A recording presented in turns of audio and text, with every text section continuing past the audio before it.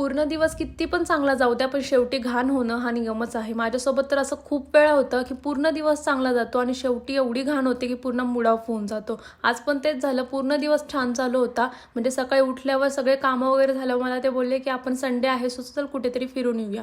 मग आम्ही फिरलो वगैरे आणि घरी येताना डीमार्टमध्ये गेलो, कारण थोडेफार स्नॅक्स वगैरे घ्यायचे होते आणि त्यानंतर स्नॅक्स वगैरे घेतले, बिस्किट्स वगैरे घेतले आणि त्यानंतर घरी आले, चहा वगैरे घेतला आणि रोलू तर रुसलेला होता माझ्यावर. कॅट फूडसुद्धा खात नव्हता.